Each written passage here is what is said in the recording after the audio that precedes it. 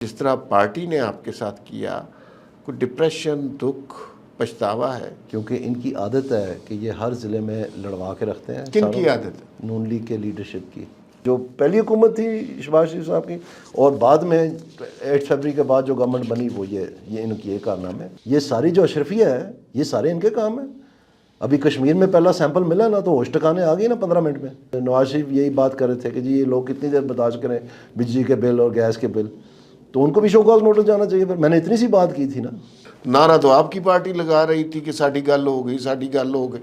تو میں کہاں تھا پارٹی میں اس وقت. اب صورتحال یہ ہے کہ ان جماعتوں کے پاس جو پاکستان کو مسائل درپیش ہے نا، ان کے پاس کوئی حل نہیں.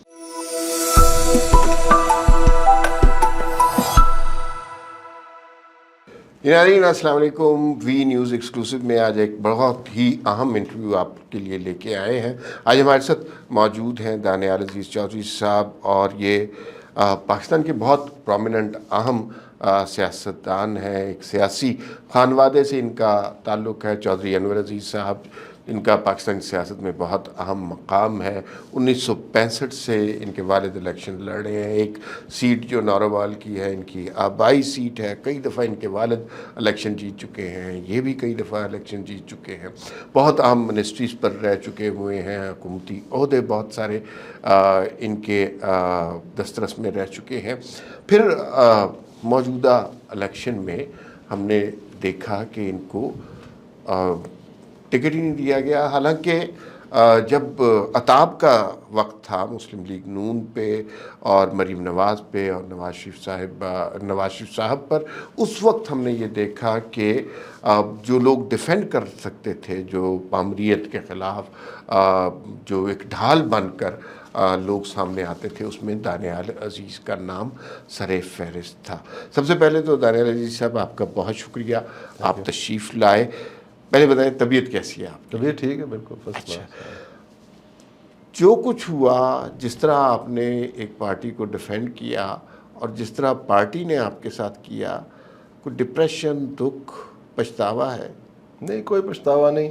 اصل میں یہ سیاسی پارٹیوں کا جو ہے نا طریقہ کار ہی یہ ہے ہمارے ملک میں. انفارچونیٹلی آپ دیکھ لیں، اگر آپ پیپلز پارٹی کا دیکھیں تو وہاں اعتزاز احسن یا رضا ربانی کے ساتھ کیا ہوا، اور اسی طرح سے اگر آپ پی ٹی آئی میں دیکھیں تو جہانگیر ترین اور علیم خان کے ساتھ کیا ہوا. میں ویسے موٹے موٹے نام بتا رہا ہوں آپ کو، لیکن یہ بے شمار ہیں.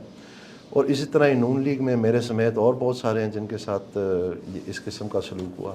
اور یہ ایک مرض ہے جس میں پارٹی کا کنٹرول رکھنے کے لیے جو اندھوں میں کانے راجے ہیں وہ ثابت ہونا ضروری ہے. تو جو کوئی 2 آنکھوں والا آ جائے تو پھر کہتے ہیں اس کو سائڈ پہ کرو. تو اس طرح بہت ساروں کو جو ہے ہمارے سیاست میں دائرہ لگ جاتا ہے، اور پھر کوئی نہ کوئی موقع دیکھتے ہوئے ان کو جو ہے نا فارغ کر دیا جاتا ہے. اس دفعہ کیا تھا کہ بڑا آسان تھا، کیونکہ کندھا کسی اور کا تھا جس پہ بندوق رکھ کے چلانی تھی. احسن اقبال کا؟ تو نہیں، اوور آل بات کر رہا ہوں، آپ سمجھ رہے ہوں گے میری بات. جی جی. تو وہ تھا، تو انہوں نے کہا کہ چلو لگتے ہاتھ یہ سارے سکور سیٹل کر لیں. تو جس کو پھر دائرہ مارا ہوا تھا وہ فارغ ہوتا گیا. دائرہ کس نے مارا تھا؟ نون لیگ نے مارا تھا یا اشارہ آپ کا اسٹیبلشمنٹ کی طرف؟ دونوں ایک ہی تھے. آج آپ دیکھ لیں کہاں ہے کیئر ٹیکر، سارے گورنمنٹ میں بیٹھے ہیں. لیکن نون لیگ تو خود بڑی اینٹی اسٹیبلشمنٹ جماعت تھی. گجرانوالہ کا جلسہ، چلو باجوہ کا نام، ووٹ کو عزت دے، یاد ہے آپ کو؟ آپ تو خود یہ باتیں کرتے ہیں. وہ میرے خیال میں وقتی ضرورت کے مطابق تھا، یہاں سے اوپر.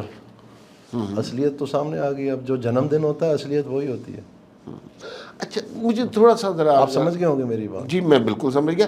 تھوڑا سا ڈیٹیل سے بتائیں آپ کے ساتھ نارووال کے الیکشن میں ہوا کیا؟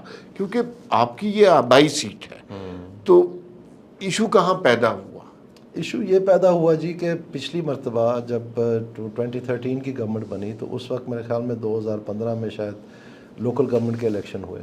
تو احسن اقبال صاحب نے خواہش کی کہ ان کا بیٹا چیئرمین بن جائے ضلع کا، اور ان کو ٹیکنوکریٹ سیٹ پہ الیکشن لڑوا دیا لاسٹ منٹ پہ، کیونکہ وہ بعد میں ہوتے تھے.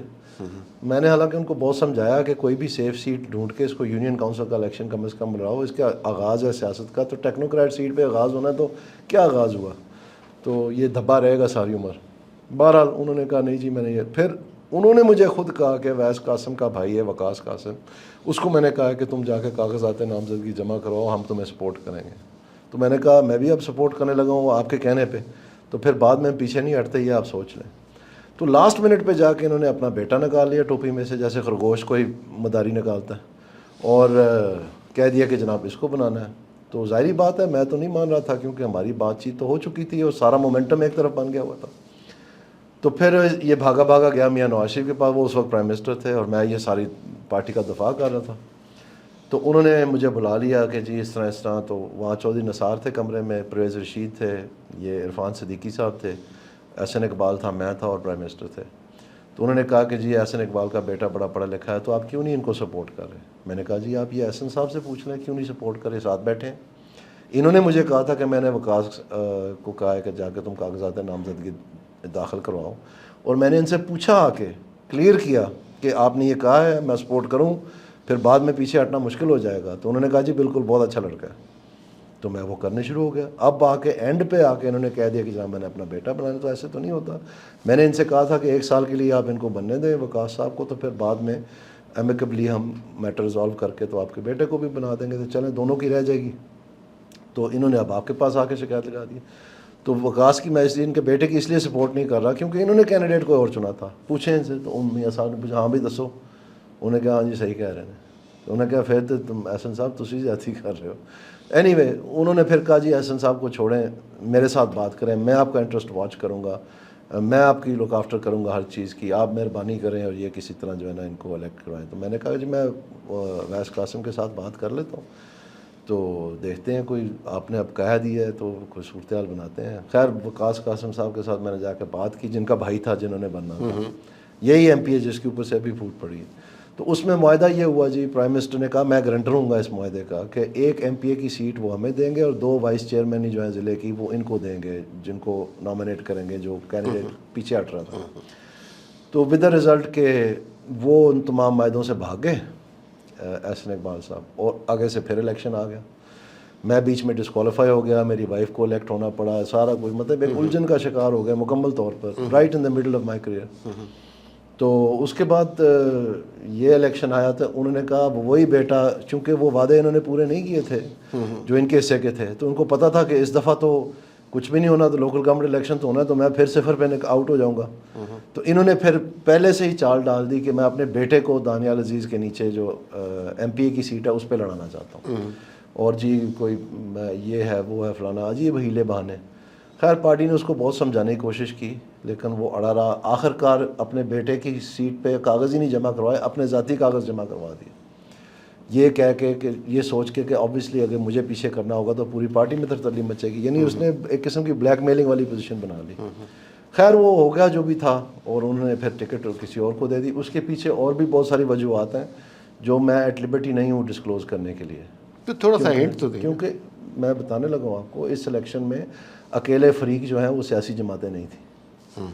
تو وہ جو صاحب جنہوں نے کاغذ بھی نہیں داخل کروائے تھے ایم این اے کے، جو میرے خلاف نون لیگ سے لڑے ہیں، ان کی ماشاءاللہ کچھ رشتہ داری ہیں، تو وہ تھوڑا جو ہے نا وہ زیادہ ایکٹیو ہو گئے۔ یار یہ نہیں، یہ کھل کے بات کریں نا آپ، وہ زمانہ نہیں ہے کہ ہم کہیں خلائی مخلوق یہ وہ، آج کل کھل کے بات ہوتی ہے بھائی۔ دیکھیں اگر آپ یہ کہہ رہے ہیں کہ اسٹیبلشمنٹ کا ہاتھ تھا، فوج نے کوئی اس طرح کی بات کی، نعرہ تو آپ کی پارٹی لگا رہی تھی کہ ساڈی گل ہو گئی، ساڈی گل ہو گئی۔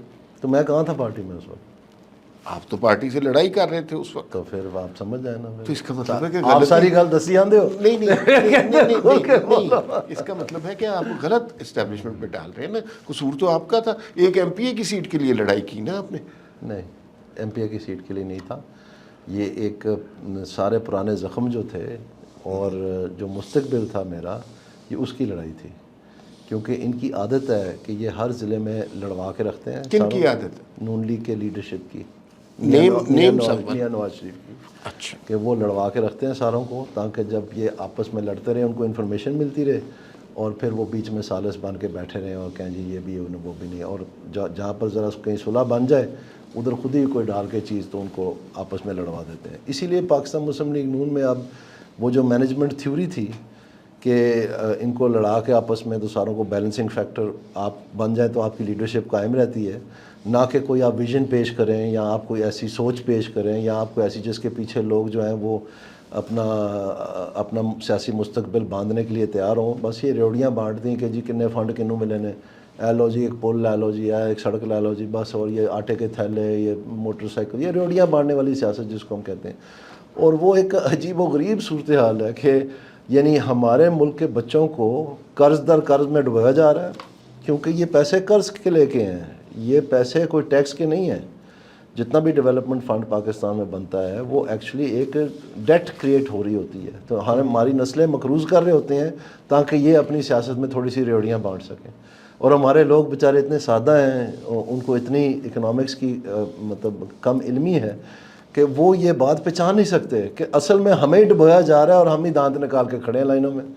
اور یہ ایک عجیب و غریب صورتحال ہے. اب آ کے مجھے محسوس ہوتا ہے 20 سال کے بعد یہ میڈیا آزاد ہونے سے اور سوشل میڈیا آنے سے تقریباً 10-15 برس ہو گئے ہیں، تو اس میں اب آ کے جو ہے نا لوگ وہ بحث کرنا شروع ہو گئے ہیں کہ وہ کچھ اور چاہتے ہیں، لالی پاپ منہ میں رکھ کے چپ کر کے بیٹھنے کا سبب نہیں رہا. لیکن جب یہ باتیں کر رہے ہیں، آپ بتا رہے ہیں کہ نون لیگ والے ریوڑیاں دیتے ہیں، میاں نواز شریف سب سے زیادہ خود اختلافات پیدا کر کے صلح کرا دیتے ہیں، اور آپ کو یہ اس بات کا ادراک ہے کہ اس پارٹی کو سب سے زیادہ ڈیفینڈ اگر کسی نے کیا ہے تو وہ دانیال عزیز چودھری نے کیا ہے؟ ہاں، اس وقت تو کہتے تھے کہ ان کو سونا میں تول دیں تو وہ سونا سستا پڑ جائے گا، یہ مہنگے ہیں، اور ہاتھ کھڑا کر کے لوگوں کو یہ دیکھو ہیرا ہے، یہ ہیرا ہے، اس طرح کر کے خود میاں نواز شریف ہے. اور میں تو سول سوسائٹی کی جو ہے نا سول سپریمیسی کی جنگ لڑ رہا تھا، اور اس میں کون سی کوئی اپنی فیکٹری یا اپنی ملوں یا اپنے فلیٹوں کو ڈیفینڈ کر رہا تھا. لیکن میری کنوکشن اس لیے تھی کیونکہ میں ریسرچ بہت کرتا تھا، اور مجھے پتا تھا کہ گورنمنٹ کے پاس کوئی کیس نہیں، ایسے ہی تنگ کر رہے ہیں. اور وہی ہوا کہ اس کو استعمال کر رہے تھے نشانہ بنانے کے لیے. اور جب فائنلی ڈیسیجن کرنا پڑا، JIT بنائی، والیوم 1، والیوم 2، والیوم 10، صندوقوں میں وہ کاغذ لاتے تھے، آپ کو یاد ہوگا سارا وہ زمانہ. تو پھر آ کے تو اقامہ پہ جانا پڑا کیونکہ کچھ بھی نہیں تھا کیس میں، اور مجھے یہ پتا تھا پہلے دن سے. اس لیے میں کنوکشن سے بات کرتا تھا، آنکھوں میں آنکھ ڈال کے بات کرتا، آج بھی کہتا ہوں. مجھے کوئی اس بات کی وہ نہیں ہے کیونکہ میں نے بالکل بائی دا بک پلے کیا، اور یہ میری زندگی کی عادت رہی ہے. کچھ لوگ کہتے ہیں کہ وہی آپ کی سب سے بڑی غلطی تھی کیونکہ آپ مریم نواز کے کیمپ میں تھے، اس کا نقصان ہوا. کوئی کیمپ شیمپ کوئی نہیں تھا. یہ اتفاق کی بات ہے کہ وہ میڈیا سیل میں وہ مطلب اس کی لک آفٹر کر رہی تھی، سپرویژن کر رہی تھی، لیکن اس سے تو بہت پہلے میں ٹی وی پہ چلے گیا تھا. ہاں بالکل. میڈیا سیل تو بہت بعد میں قائم ہوا اور میں گیا. وہ تو جب لاہور ہائی کورٹ نے فیصلہ کیا کہ جی یہ جو کوئی یوتھ لون پروگرام وغیرہ نہیں وہ سربراہ بن سکتی، تو پھر جا کے انہوں نے میڈیا کی طرف توجہ دینی شروع کی. اور اس کے کئی مہینے بعد جا کے تو میڈیا سیل بنا تھا. میڈیا سیل تو ہوتا ہی نہیں تھا. تو اس سے پہلے جتنے سال، کیونکہ عمران خان صاحب نے تو مطلب پہلے ہی 3 مہینے میں ہی شروع کر دیا تھا کہ میرے حلقے کھول دو، تو لڑائی تو تب سے شروع تھی. ٹھیک. تو کہنے کا مقصد یہ ہے کہ یہ کیمپ شیمپ کا مجھے نہیں پتا، لیکن یہ ضرور ہے کہ میں نے کوئی گریز نہیں کیا سچ بولنے سے.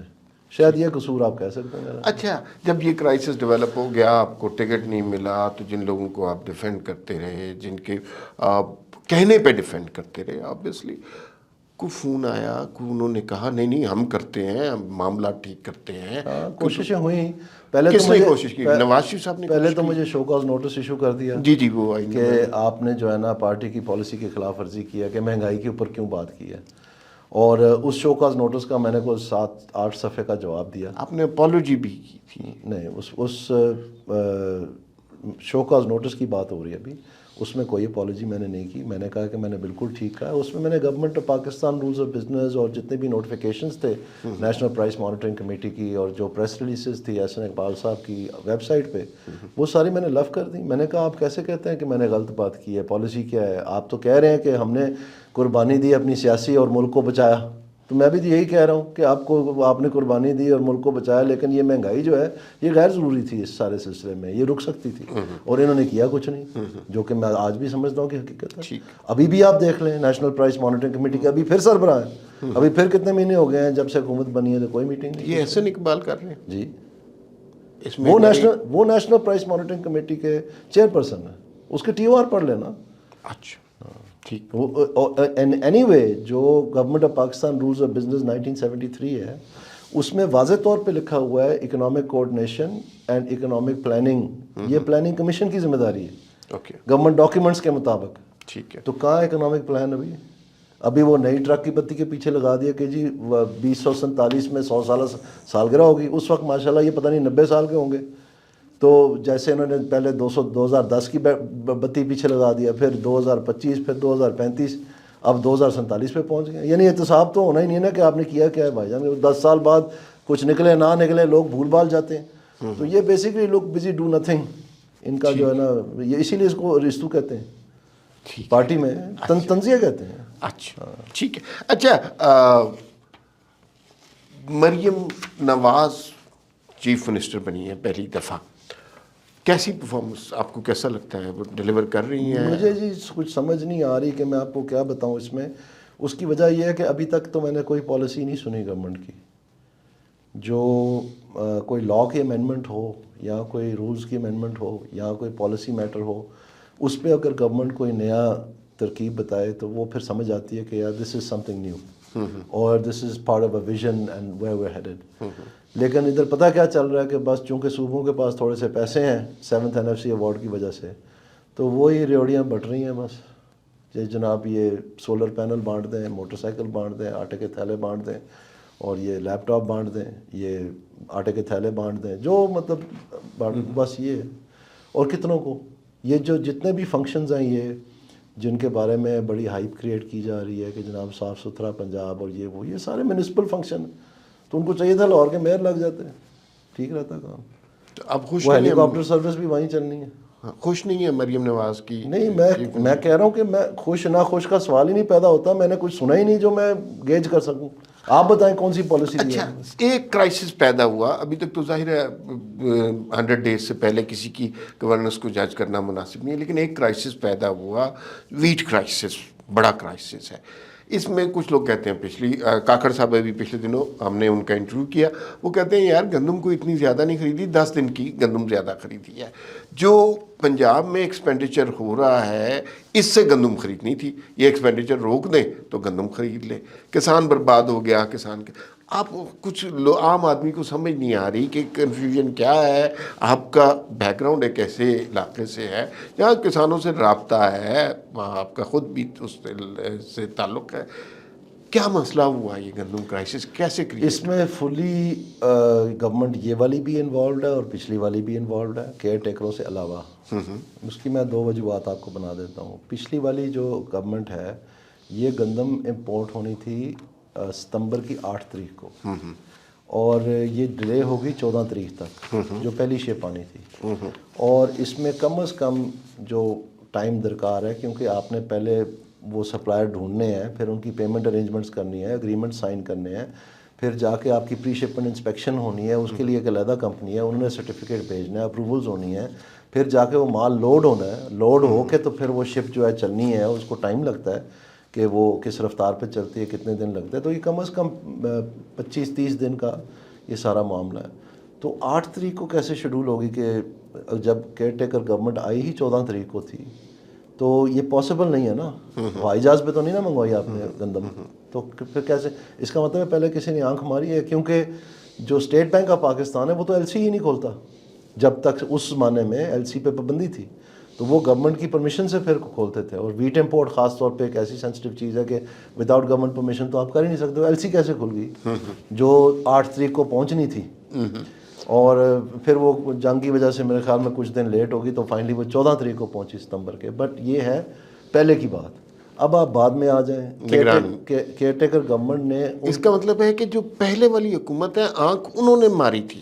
بالکل, دیکھیں ان کی میٹنگ شہباز شریف حکومت, میری بات سنیں, بالکل آپ دیکھ لینا کہ پہلی ستمبر کو میٹنگ ہوتی ہے. پہلے یہ میں نے ٹی وی پہ کہا ہے راؤف کلاسرا صاحب کے پروگرام میں بھی, جس میں نے کامران افضل صاحب ایک بہت شاندار افسر ہیں, اور ان کو میں نے کہا تھا کہ آپ کیئرفل رہنا, یہ چیزیں ہم دیکھ رہے ہوں گے کہ اگر پہلی تاریخ کو اجازت دی کیئر ٹیکر گورنمنٹ نے, تو 8 تاریخ کو گندم کیسے پہنچ گئی؟ یہ ہو نہیں سکتا نا. تو آخرکار وہ کوئی ٹائم لگتا ہے ان چیزوں کو, تو یہ ذرا ایکسپلین کر دیں. دوسری جانب یہ ہے کہ کیئر ٹیکر نے جب فائنلی اجازت دے دی تو وہ صرف فیبرری 28 تک تھی. تو فیبرری 28 سے لے کے مارچ 31 تک جو سب سے زیادہ کسی مہینے میں امپورٹ ہوئی ہے گندم, یعنی 8 لاکھ ٹن, جو کہ out of 3 million tons almost 1/3 بنتا ہے, وہ آخری مہینے میں ہوئی ہے, جو ایکسٹینشن اس گورنمنٹ نے دی ہے. یہ شہباز شریف کی گورنمنٹ, تو اگر وہ بھی نہ آئی ہوتی تو وہ ابھی 4 لاکھ ٹن انہوں نے کہا نا کہ ہم اضافی خریدیں گے, تو اگر 4 میں آپ 8 ملا دیتے تو پرابلی قیمت ہی نہ گرتی. تو دونوں طرف شروع میں بھی جو پہلی حکومت تھی شہباز شریف صاحب کی, اور بعد میں 8 فروری کے بعد جو گورنمنٹ بنی وہ یہ ان کی یہ کارنامے. اور اب نہیں, ایک منٹ لیے, اور آپ دیکھ لیں جو ہونا تھا وہ میں ٹی وی پہ کہتا ہوں. اب وہ کہہ رہے ہیں کہ جی یہ تھوڑی ڈیلے کر دیں, اب پاسکو کے 2-3-4 لوگ نکال دیں. بھئی اگر انکوائری رپورٹ ابھی نہیں آئی تو آپ کو وہی اتری ہے کہ پاسکو کے ملوث تھے اس میں, ان کو کیوں نکالا آپ نے, باقی کدھر گئے؟ اور اب آ کے جو ہے نا وہ منسٹر صاحب جو فوڈ سیکیورٹی والے وہ کہہ رہے ہیں کہ جی آپ اس کی کوالٹی بہت خراب تھی, کیڑے تھے اس میں, تو اس کی کمیٹی بنا دی ہے کہ یہ انکوائر کریں. تو جو فائٹو سینیٹری سٹینڈرڈ مینٹین کرتی ہے پلانٹ پروٹیکشن ڈپارٹمنٹ کراچی میں, ان کا پھر کیا کردار تھا اگر کیڑوں والی گندم آ گئی پاکستان میں؟ تو وہ تو مارچ میں آئی ہے, تو مارچ میں کس کی حکومت تھی؟ ٹھیک, تو نہ کرے نا. اچھا مطلب آپ یہ بس آپ, اچھا مجھے ایک بات بتائیں, چھوڑ دیں ساری بات, آپ کو کیا توقع تھی کہ یہ گورنمنٹ آ کے ایسے کام نہیں کرے گی؟ کوئی پہلی دفعہ آ رہے ہیں. ٹھیک ہے. نہیں, مجھے حیرت اس بات پہ, یہ آپ بالکل صحیح کہہ رہے ہوں گے ان کے بارے میں, مجھے حیرت اس بات پہ ہے کہ اس حکومت کے سب سے ووکل ایڈوکیٹ دانیال عزیز چودھری صاحب یہ بات کر رہے ہیں نا. میں نے پہلے بھی کی تھی 2000 میرے خیال میں 14 یا 15 میں ایک انکوائری رپورٹ کا مجھے اور ظفر اللہ بریسٹر کو کمیٹی بنائی تھی گندم کی بیڈ کوالٹی امپورٹ کے اوپر. اس کے اوپر ہم نے اس وقت بھی رپورٹ دی تھی وداؤٹ فیئر اور فیور, یہی لکھا تھا اس میں ساروں کو نیب بھیجا. اچھا, اب اس پہ تھوڑی سی اور بات کر لیتے ہیں. اس میں ظاہر ہے کچھ نہ کچھ کنفیوژن ہے, کیونکہ ابھی پرائم منسٹر صاحب سے بات کی گئی کہ اس کو نیب میں بھجوا دیا جاتا ہے کیس کو, تو انہوں نے منع کر دیا. انہوں نے کہا نہ چھوڑ دیں اس بات کو, انہوں نے کہا نہ چلنا. اچھا, تھوڑا سا ہمیں یہ بتائیں, ظاہر ہے آپ پارٹی کے بہت قریب رہے ہیں اور پھر اس کے بعد بہت دور ہو گئے. ہم یہ جاننا چاہ رہے ہیں آپ سے کہ ایک طرف مسلم لیگ نون کا بیانیہ تھا کہ ووٹ کو عزت دو, اور گجرانوالہ کے جلسے میں باجوہ صاحب یہ جو تحفہ آپ لائے ہیں اسے سنبھالیں, یہ کہا, اور نواز شریف صاحب نے بڑے تالیاں بجوائیں اور لوگوں کے دل جیت لیے. دوسری طرف ایکسٹینشن بھی دے دی. یہ کیسے ہوا تھا؟ بس میں تو اس ویلے I wasn't very much wired into the things at all, but it's quite clear that there must have been some arrangement. اور یہاں پر بڑا بیک لیش بھی آیا نون لیگ کے اندر, لوگوں نے بہت برا منایا اس بات کی کہ یہ ہم کیا کرنے کو جا رہے ہیں. لیکن اس میں جو شاید میسنجر کا کردار ادا کر رہے تھے خواجہ آصف صاحب, انہوں نے ٹی وی پہ آ کے کہہ دیا کہ مجھے کو جو کہا گیا تھا میں نے وہی کیا. انہوں نے, خواجہ آصف صاحب نے تو کہا تھا, مجھے نواز شریف صاحب نے کہا ہے. ہاں, تو پھر آپ سمجھ رہے ہیں نا, یہ پاکستان مسلم لیگ نون جو نون لگی ہوئی ساتھ, اس کی وجہ ہے. آپ نہ سمجھیں کہ نون میں کچھ بھی ہوتا ہے ان کے بغیر, یہ سارے وہی فیصلے کرتے ہیں. مریم نواز کے ارد گرد سنا ہے کہ چند لوگ ہیں, ان کے علاوہ وہ کسی کی بات نہیں سنتی. ایک خاص قسم کی کچن کیبنٹ ہے, ہر ایک کی ہوتی ہے. کون سے ہیں وہ لوگ؟ میرا خیال تھا جی کہ آپ کوئی پاکستان کے مسائل پہ وہ بھی بات کریں گے, وہی بات کریں گے, اور اس طرف ہم کوئی بات کریں گے. مجھے نہیں پتا جی وہ کون لوگ ہیں, ان کیا ان کے ہیں, لیکن یہ میں آپ کو بتا دوں کہ جو آؤٹ پٹ مجھے نظر آ رہی ہے اس سے میں کافی فکر مند ہوں. اس کی وجہ کیا ہے؟ اس کی وجہ یہ ہے کہ پاکستان مسلم لیگ نون جو ہے یہ 90 کی دہائی کی سیاست کر رہی ہے ابھی بھی, ریوڑیاں بانٹنے والی. اور جو ہمارا الیکٹریٹ ہے وہ گریجویٹ کر گیا. دیکھیں نا, اگر یہ ریوڑیاں بانٹنے نے کام کرنا ہوتا تو ہوا میں تو آپ نے ٹرینیں چلا دی, ٹھیک, تو ووٹ نہیں ملے نا.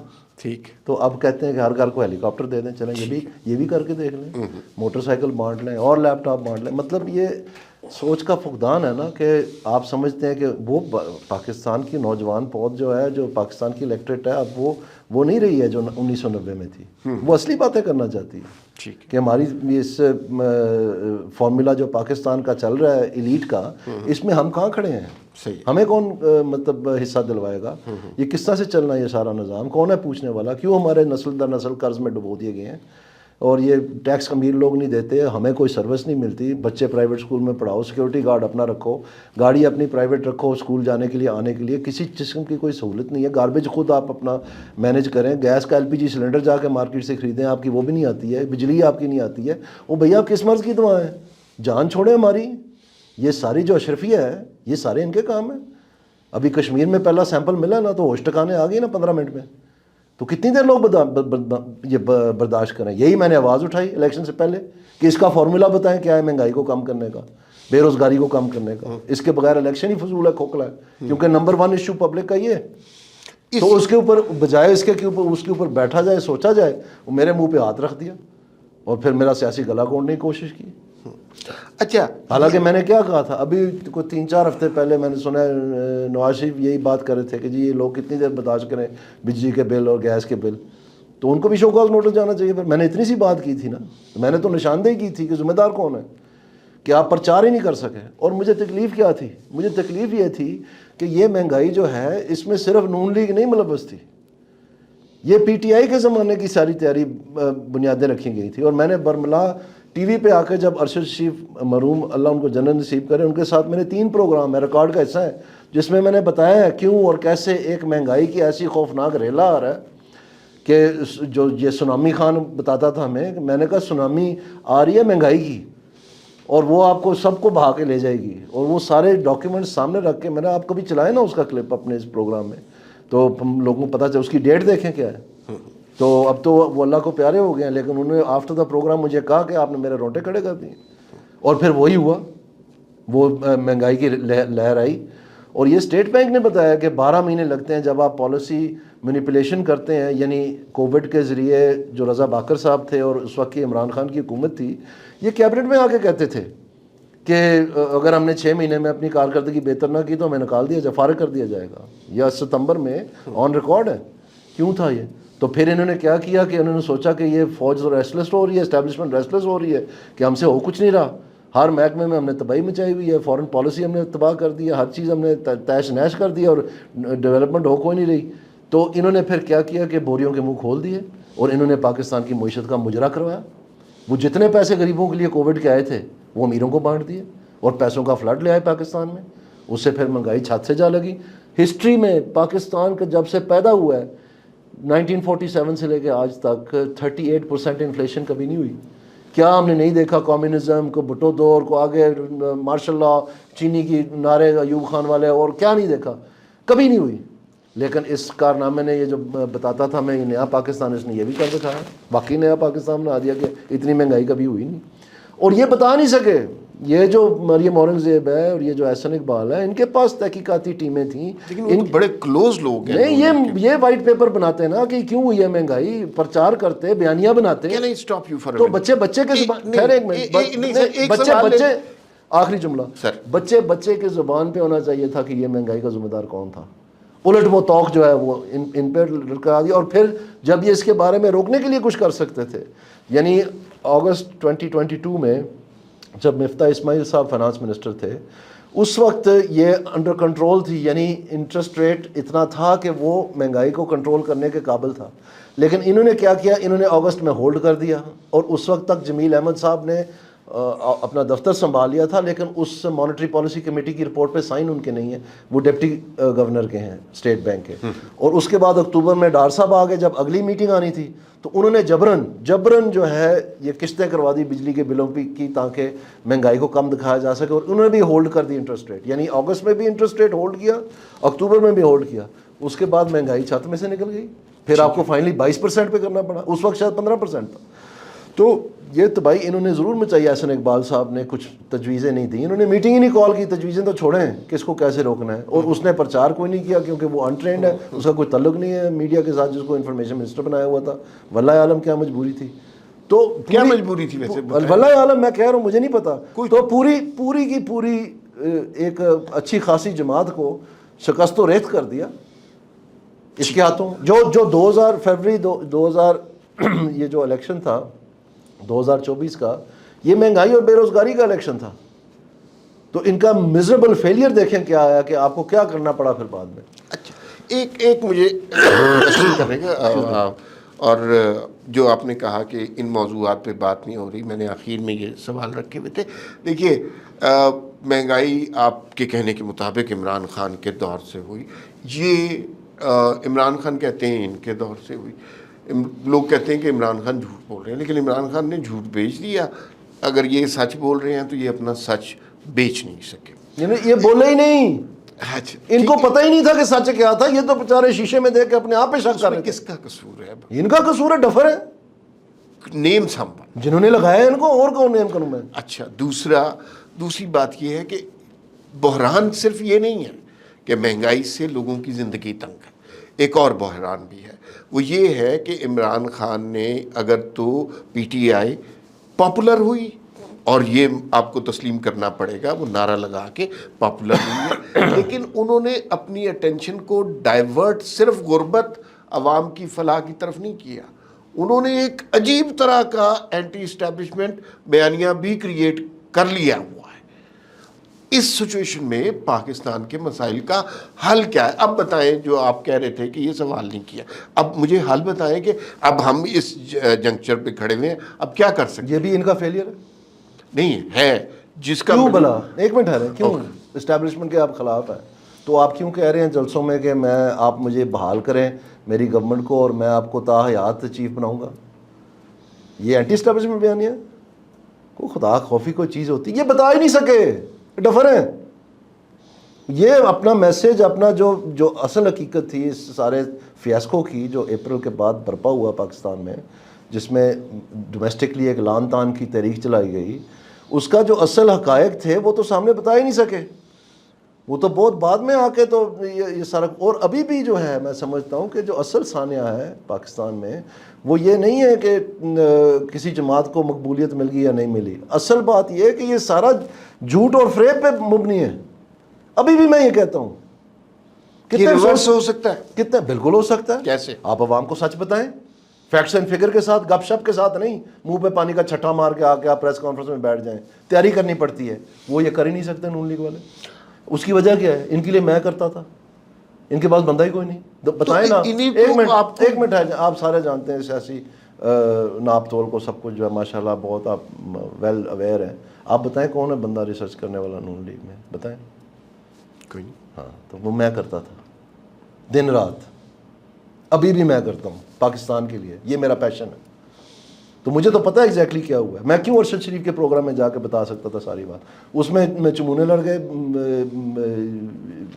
کچھ لوگوں کو تکلیفیں ہو گئی، تو انہوں نے میرا جو ٹی وی پہ جانا جو ہے نا، انہوں نے کہنا شروع ہو گئے اینکروں کو کہ جی ان کو کم دیا کریں۔ اور حیرانگی کی بات یہ ہے کہ وہ اینکر وہ ہیں جو کہ میرے والد صاحب نے ان کے کریئر مطلب فالو کیے ہیں، ٹھیک، اور ان کو بالکل میرے سے زیادہ شاید محبت کرتے ہیں ان سے، تو انہوں نے مجھے آ کے بتا دیا، تو ظاہری بات ہے پتہ تو چل، اتنا تو شہر ہے اسلام آباد۔ کچھ لوگ کہتے ہیں کہ دانیال عزیز کا قصور یہ ہے کہ دانیال عزیز نون لیگ کے لیے اوور کوالیفائڈ، زیادہ پڑھے لکھے آدمی ہیں، وہاں زیادہ پڑھے لکھے آدمی کی ضرورت نہیں ہے شاید، لیکن جب تک ان کو ضرورت تھی تب تک تو بڑی مجھے اوٹے مائیاں کروائی، اور جب ضرورت ختم ہو گئی، جب کندھا مل گیا دوسرا پرانا والا، پھر انہوں نے اسی پہ بندوقیں رکھ کے ٹھیک ٹھیک نشانے مارے۔ اچھا، اب آپ کا سیاسی کریئر ختم ہو چکا ہے، یا آپ کوئی اور جماعت، کل کو P T I, Peoples Party یا پھر نون لیگ جوائن کریں گے؟ کیا ہے عمار صاحب، صورتحال یہ ہے کہ ان جماعتوں کے پاس جو پاکستان کو مسائل درپیش ہے نا، ان کے پاس کوئی حل نہیں۔ بنیادی طور پر یہ جماعتیں ریٹائرڈ بیوروکریٹ چلاتے ہیں۔ اگر آپ پیپلز پارٹی کو دیکھیں مثال کے طور پہ، جو پچھلی حکومت تھی زرداری صاحب کی، جب یہ پریزیڈنٹ بنے تو اس وقت ایک صاحب تھے، ان کا نام تھا سلمان فاروقی، وہ ان کا سارا دار و مدار چلاتے تھے، ٹھیک۔ اور اگر آپ نون لیگ کو دیکھیں تو ان میں نہیں، فواد حسن فواد میں تھوڑا پیچھے جائیں نا جی، لائیں آپ سعید مہدی کے زمانے سے چلے آگے، اور پھر فواد حسن فواد بھی آتا ہے، آج کل آج چیمہ ہے، اس میں یہ شاہ صاحب بھی ہیں جو سوئٹزرلینڈ چلے گئے تھے، توقیر شاہ صاحب، اور بھی مطلب یہ پوری ایک ان کے پاس ہوتے ہیں فیوریٹس۔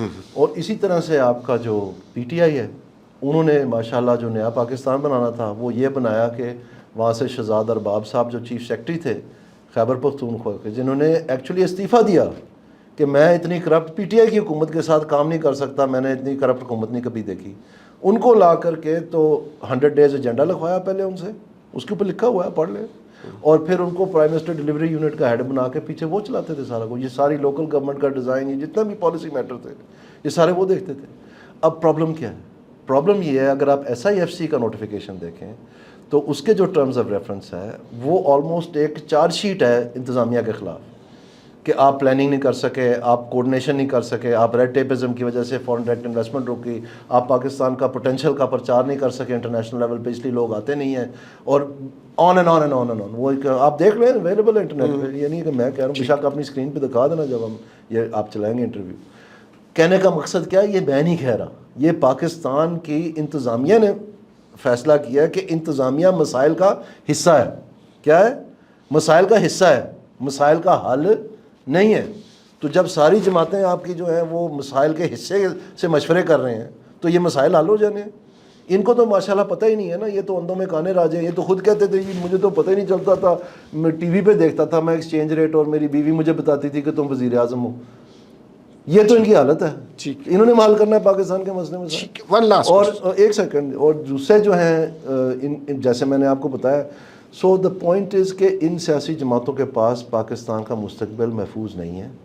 تو کیا ماشاءاللہ لگا دیں؟ اس لیے نہیں، اس لیے میں کہہ رہا ہوں کہ اس جو میں آپ کو باتیں کہہ رہا ہوں، اس شعور کو مزید تقویت دینے کے لیے اور پاکستان کے اصل حل جو ہیں، حقائق جو ہیں، ان کو پرچار کرنے کے لیے ایک سیاسی پلیٹ فارم چاہیے جو پاکستان میں اس وقت نہیں ہے. سیاسی جماعتیں ہی سیاسی پلیٹ یہ فارم نہیں ہے نا ہوتی سیاسی ہیں. جماعتیں، ٹیکنوکریٹس کی حکومت ٹرائی کر چکے ہیں. نہیں یہ نہیں ہے نا سیاسی جماعتیں، یہ تو ٹبر پال اسکیم ہے تینوں. ٹھیک ہے. اچھا، ون لاسٹ کوشچن، اور یہ ذرا پرسنل کوشچن ہے.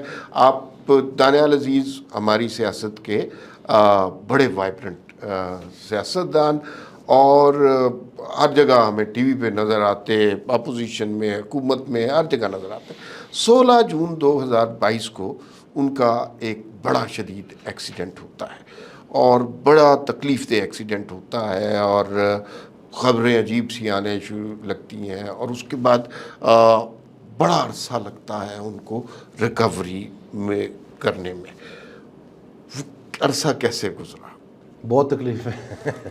لیکن یہ میں کہنا چاہوں گا آن ریکارڈ کہ میری جان اگر کسی نے بچائی ہے نا جی، تو وہ پنڈی سی ایم ایچ نے بچائی ہے. کیونکہ لاہور میں جب میں پہنچ گیا تھا طبی امداد لے کے ڈسٹرکٹ ہیڈ کوارٹر ہاسپٹل سے، جنہوں نے بائی دا وے بہت اچھا کام کیا، اور بعد میں بڑے بڑے ڈاکٹروں نے ان کی تعریفیں بھی کی، جو مجھے فرسٹ لیول کیئر ملی تھی، تو اسی سے بہت فرق پڑ گیا تھا. لیکن جب میں لاہور پہنچا تو حالانکہ اس وقت نون لیگ کی حکومت تھی، اور بہت میرے ساتھ جو ہے نا آؤٹ آف دا وے جا کے حمزہ صاحب نے خود آ کر وہاں بیٹھ کے اور بورڈ چیئر کیا، میڈیکل بورڈ جو بنا تھا. لیکن بنیادی طور پر انہوں نے جواب دے دیا تھا کہ جی بس دعا کریں. تو میری وائف سے انہوں نے فارم دیا کہ آپ سائن کریں، اس کا بازو ہم نے ایمپیٹیٹ کرنا ہے پیشنٹ کا، یعنی میرا. تو انہوں نے انکار کر دیا. تو میرے ایک کزن تھے آرمی میں، وہ اس وقت ٹریول کر رہے تھے، ان کو پتہ چلا فیملی سورسز سے کہ جی اس طرح سے بہت خوفناک ایکسیڈنٹ ہوا ہے. تو he called my wife and said کہ جی آپ فوراً ان کو سی ایم ایچ پنڈی لے جائیں. تو سی ایم ایچ پنڈی پچھلے 25 برس سے جو افغانستان کی جنگ چلی ہے، اس میں بہت سینئر آفیسرز جو ہیں بہت شدید زخمی ہوئے ہیں. پالی ٹراما کہتے ہیں اس کو، مطلب مختلف انجریز ہوتی ہیں. کوئی آئی ای ڈی پھٹ گیا، یا ایل ایم جی کا فائر لگ گیا، کوئی راکٹ پرپیل گرنیڈ آ کے پھٹ گیا، اس طرح کر کے تو ملٹیپل آپ کو پرابلمز ہوتی ہیں. تو وہ بڑا شدید ہوتا ہے. تو کوئٹہ اور پشاور سے جب یہ ڈیفیکلٹ کیسز تھے، they were brought back to C M H Pindi. اور سی ایم ایچ پنڈی کے جو میڈیکل کور کے ڈاکٹر تھے آرمی کے، they were sent to Singapore and Germany and Canada, U S, other places, U K, جہاں پر انہوں نے یہ اسپیشلائز کیا پالی ٹراما میں. تو میری جب میں وہاں پہنچا سی ایم ایچ میں، مجھے تھوڑی ہوش ہے اس وقت کی، تو رات کے 3-3:30 بجے تھے. تو وہ تو ایسے چھٹ پھٹ سے مجھے لے گئے آپریشن تھیٹر میں. ایگزیکٹلی ان کو پتہ تھا، ساری فائلیں انہوں نے ایکس ریز وغیرہ منگوا لی ہوئی تھی، سارے ٹیسٹ ان کے پاس تھے. ایک لمحہ بھی نہیں انہوں نے انتظار کیا، اور ہر چیز، اور مجھے جو ہے نا واپس مطلب تندرست کر کے وہاں سے بھیجا، اور کمال کی. اور میں آپ کو بتاؤں اس کے بعد بھی میں بے شمار اسپتالوں سے ایز اے پیشنٹ جاتا رہا ہوں. یعنی آپ نام لیں، میں آپ کو کہوں گا کہ میں وہاں گیا ہوں کسی نہ کسی اسپیشلسٹ کے حوالے سے. ہسپتال پاکستان میں ایک ہی ہے، سی ایم ایچ. بہت بہت شکریہ دانیال عزیز صاحب، آپ سے بہت اچھی گفتگو رہی، اور اس گفتگو کا خاصہ یہ ہے کہ آپ میں بے انتہا سچ بولنے کی ایبلٹی ہے. ہم وی نیوز کے پلیٹ فارم سے توقع کرتے ہیں کہ انشاءاللہ آپ سے دوبارہ بھی ملاقات کا موقع اکانومی پہ بھی کریں نا جی، اکانومی پہ بھی کریں. بہت شکریہ. اوکے.